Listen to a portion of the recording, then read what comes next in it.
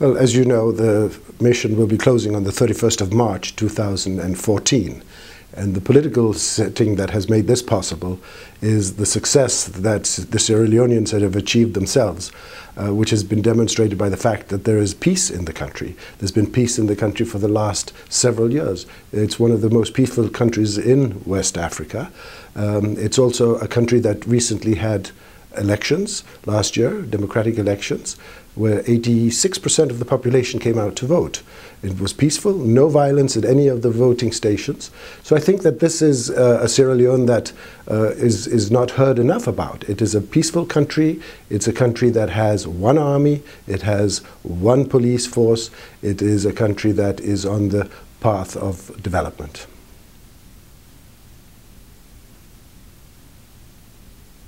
Well, as the mission draws down within the UN family, the easiest part is actually closing of a mission. The more difficult part is to make sure that as we draw down, the rest of the United Nations country team picks up on the residual tasks that are left as a result of UNIPSL's closure.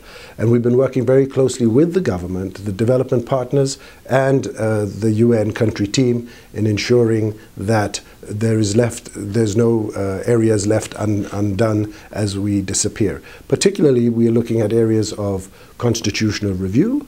We're looking at areas of security sector reform, and we're also looking at conflict prevention and strengthening the democratic institutions.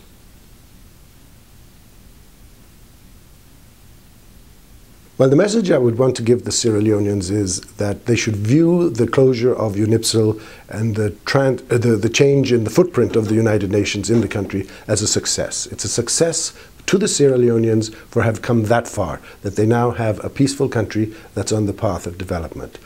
I would also say that it's a success to the UN for having, for 13 years, provided very needed support to the country.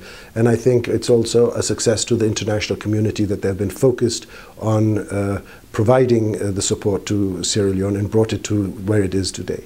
I think what is important for the Sierra Leoneans to keep in mind is that they haven't come to the end of the road as yet.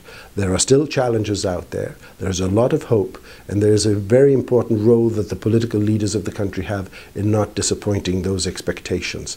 And the international community will continue to support, the United Nations will continue to support, but just in a new configuration. But this is a success. It's one of the few successes that we have, and I think that this is certainly to the credit of the people of Sierra Leone.